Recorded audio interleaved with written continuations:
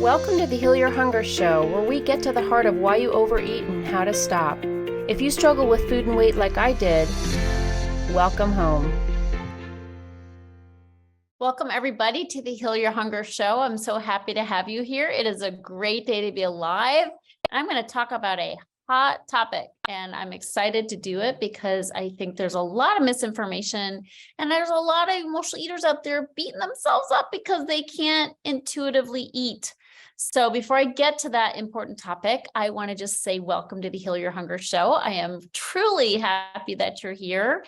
And guess what? This is your home away from home. If you want to find a place where we're not talking diets, we're not talking exercise plans, we're talking about the real deal, what drives our eating, why we overeat, and how to stop. It's such an important conversation.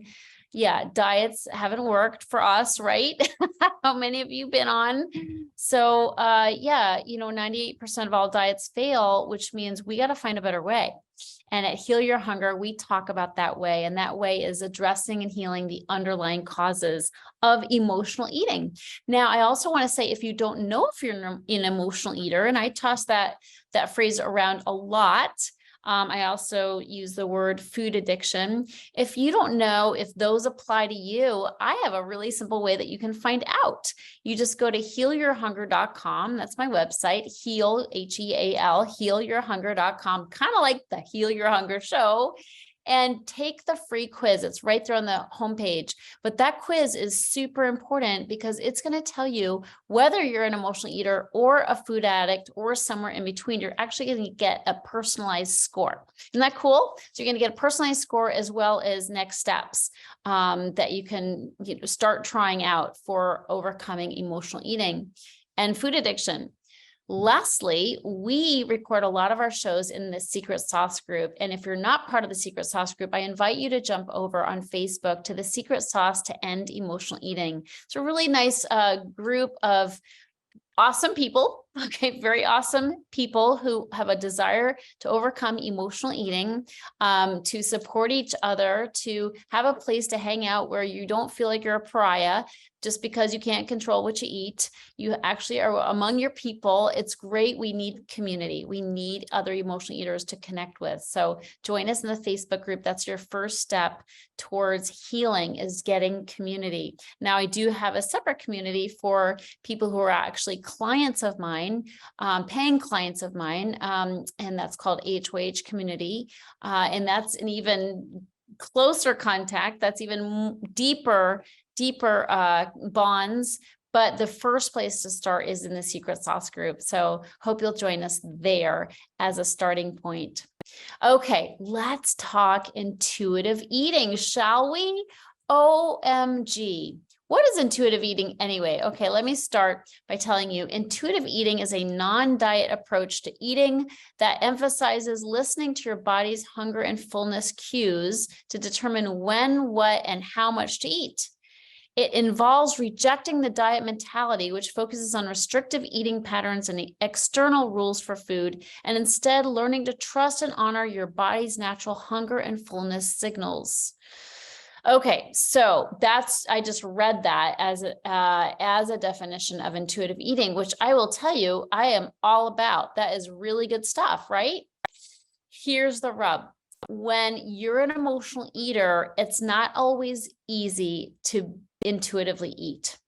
And so what I find is many people who come to my campus, they're feeling a little beat up by conventional wisdom around nutrition and eating, one of which is intuitive eating. It's a great concept on paper, but there's a caveat. And the caveat is, if you're an emotional eater, it may not pan out for you. So I'm all about listening to your body. I'm all about finding, internal signals for what you should eat. I mean, only your body knows. Only your body knows. You can gather information. You can read books. You can talk to dietitians and nutritionists. You can, do a lot of trial and error. But at the end of the day, you need to listen to your body. So I think it's a beautiful concept, intuitive eating. But I will say that there's many emotional eaters out there who use this concept to beat themselves up because they can't do it. And I was one of those people. Okay. I was a person who would try to intuit what I should eat.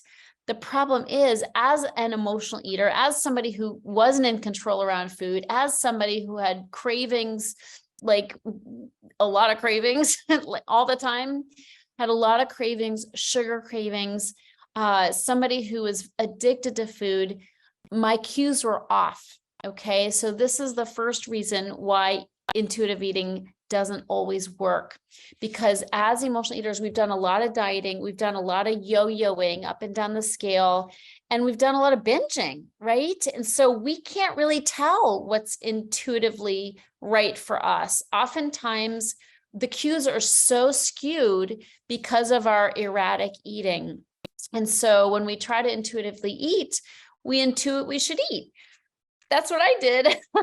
So if I listened all the time to what seemed like my body talking to me, but actually was my head and maybe my addiction to sugar talking, I'd be in big trouble. And so it's a fine line. And so I just want to dig into this in case you're somebody who can't intuitively eat and you feel like crap about it and you're beating yourself up and you feel like you're such a loser, right? We do that as emotional eaters. We emotional eaters were so mean to ourselves and we always think everybody's got it but us. So stop that. If you're not good at intuitive eating, here's why. First of all, because your cues are off. You have skewed the hunger, the hunger hormone is off. The leptin and the ghrelin, these hormones, which tell you when you're hungry and they tell you when you're full, these are not working. Okay, these are not working. And so to try to find them within your body when they're sort of shut off, all right, the I'm full doesn't always work if you're driven in other ways, which I'm going to get to in a minute. So just know that if you've had a lifetime of disordered eating and a lifetime of binging and then starving or just grazing all day long, you don't know what's what. Okay. In which case it's going to be hard to really find your intuition. Now, another reason why you may not be able to intuitively eat is because when we overeat, we cover up our intuition. We literally cover up our intuition. We can't feel what's like what hungry and full feels like. For years, friends, I didn't ever feel hungry. I ate all the time. I was grazing. I was nibbling all day long. I never wasn't eating because I was a food addict. I wanted to eat. I ate a lot. I didn't want to feel hungry. I was afraid of feeling hungry. This is true for us. And you probably can relate to this, is to feel hunger feels a little scary. And so, we're always looking for the diet where you can eat as much as you want, right? We want to have that full feeling because we're afraid of not being full. Why? Because we might have feelings. As emotional eaters, we avoid emotions like the plague. We don't want to feel uncomfortable feelings. So we fill ourselves up and we keep filling ourselves up. And if you fill yourself up, you don't know what your intuition is. You've smothered it with food. So the idea of intuitive eating, it's not possible when you're eating all the time, when you're stuffed all the time. So that might be another problem for you around intuitive eating. Now, another problem with the concept of intuitive eating is that if you are an emotional eater, take the quiz and find out where you land on the emotional eating spectrum. If you are an emotional eater or a food addict, guess what? That fear of emotions is causing you to rationalize eating something. I mean, we're so good at this, aren't we? We rationalize eating when we're not even hungry. And so what might seem like intuition is really a rationalization. Why do we rationalize? Because again, we're afraid to be hungry. We're afraid of not being full, in which case we're always going to be running a number on ourselves, trying to convince ourselves to eat. I have done it time and time again. I still can do it. This is 35 years into my recovery path. I'm still susceptible to, I'm uncomfortable. Maybe I should eat something. Now, I generally don't eat anything, thank God, But I will start to talk to myself. I'll start running a number on myself, trying to pull the wool over my own eyes by, I'm sitting at my desk. Picture this. I had a good breakfast and it's about 10 o'clock in the morning. So it's been a couple, 3 hours since I had breakfast, and I have a project I don't want to do. I don't want to do it. And I want to avoid working. And all of a sudden, like, I'm hungry. Oh, I'm so hungry. I start telling myself I'm hungry or I'm starving. And back in the day, I'd be like, oh yeah, I should get something to eat. And now I know better. I'm like, oh yeah, Trish, you think you're starving? Really? Let's take a look at this. What'd you have for breakfast? Well, I had a good, healthy breakfast. It was fulfilling. So, okay, maybe I'm not starving. Like maybe I can wait another hour or two before I eat lunch. So I have to have that conversation with myself once in a while when I'm trying to pull the wool over my eyes. And chances are you are too. But why do we do this? It's because we have, and it goes way, way back, we have an innate fear of feeling. We have a knee-jerk reaction that says, don't feel at all costs. Why do we have that? Because for many of us, feeling was a liability as a kid. Many, many emotional eaters, many people who struggle with food and weight, many people with disordered eating had trouble brewing as a kid in their family life. Okay, they had parents that were alcoholic or dysregulated in some way, ragers, neglectful, abusive, whatever. We experienced abuse of some kind as children. Guess what? When you're a kid, you don't have a lot of options for how to help yourself. So I know what I did. I turned to food. I went straight to the kitchen and started eating when I had experience of sexual abuse. And I ate and ate and ate until I finally couldn't eat anymore. And I could have eaten more, but I was blessed to find a solution for dealing with the pain I was in. My eating wasn't just because I liked food. My eating was because I was in pain, and food killed the pain. So as a kid, I turned to food because I had very few options for getting by and surviving what was a pretty unhappy experience. Granted, I had a lot of good things in my childhood. I had loving parents, I had a good family. We did a lot of good things. So I don't want to disparage my upbringing in any way, but there is no question I had pain and there were things happening that shouldn't have been happening. And I didn't have tools to deal with it. And I certainly wasn't talking to anybody about it. And so I sought solace in food. Now, when you're a kid, and it's painful, you're going to do whatever it takes to survive. And food was overeating was a survival skill. Now, I have to tell you, at some point, I believe, made a decision as a child that I didn't want to feel anymore. I'm like, this feeling is for the birds. This is not a conscious thought. This is just what happened. What happened was it felt too painful, too raw, too too vulnerable to feel deep feelings. So I started eating, and I ate and ate and ate. By age 20, I was 50 pounds overweight because I kept killing my pain with food. That's what emotional eating is. You're avoiding uncomfortable feelings by eating. So I had a kind of deep reaction where to feel meant to die. Okay. In my subconscious brain, it was like, to feel is to die. I'm not going to feel at all cost.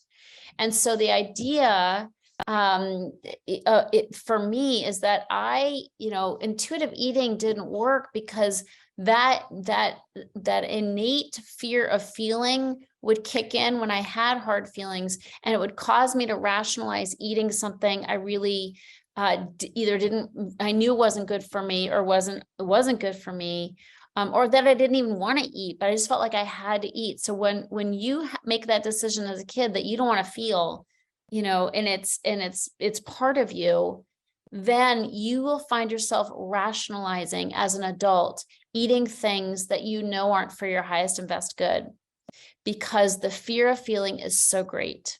It's so great. It makes us lie to ourselves.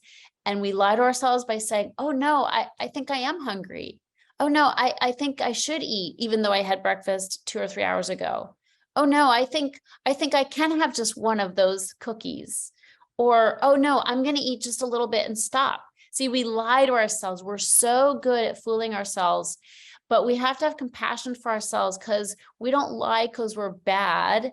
We lie because it's almost like a life and death thing, where to feel is to die. That's how it was as a kid. We bring that deep rooted subconscious belief forward as an adult. And as an adult, when we come across uncomfortable feelings, or even get close to uncomfortable feelings, we start lying to ourselves out of a sense of self-protection. I hope that makes sense. And I'm going kind of deep here, but that's what we do at the Heal Your Hunger Show. So the other thing I just want to bring your attention to is the idea of compulsion, the compulsion to eat. You know, a lot of people, they don't feel like they can stop overeating because they have such a driving compulsion. What do I mean by compulsion? I mean that thing in your gut that twists and turns until you feed it.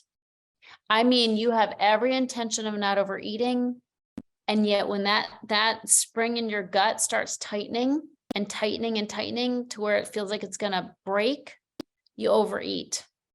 That compulsion is so great that it trumps the intuitive eating idea. Okay. It overrides intuition. The compulsion is so great. It's a driving force.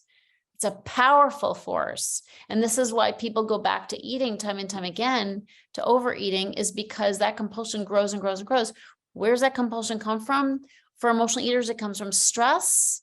It comes from buried emotions, and it comes from habit. You know, we have overeaten so many times. We just have a knee-jerk reaction. You know, when you're bored, you eat. When you're upset, you eat. When you feel threatened, you eat. When you're tired, you eat. It's a habit. And so we just have this need to eat all the time. We gotta, you know, if we're going to heal from emotional eating, we have to retrain our bodies and our neural pathways. And we do that by not overeating one day at a time, but you got to have a way to do that. You got to have a system for not overeating. That's what I teach my clients, is a step-by-step system that has nothing to do with diets, but has everything to do with training your body and your neural pathways to not overeat as a knee-jerk reaction. But that spring in your gut that gets tighter and tighter, that comes from stress, and that comes from emotions that we're not dealing with. That's why it's so important that we get conscious, we get self-aware, we tune in and tap in to what's going on inside of us. My experience is it's hard to do that without community, okay, without being around other people who are doing it too, because we're scaredy cats. Like, I've spent a whole lifetime running from my emotions. I'm not going to all of a sudden just tune into what I'm feeling. Forget about it. But you're in an environment where people are doing that on a regular basis, we're supporting each other and doing that, it becomes so much easier. And what's reflected back to you on what that looks like, it's so much easier. So it's really, community is so, so important. But this compulsion thing, you know, my experience is a lot of people, you know, they feel like they're just going to be stuck with that compulsion, but not be able to eat their food. And that's what a diet is. A diet is take all my favorite foods away from me, you know, and expect me to be happy. But I'm not, because then I have all the feelings and all the stress.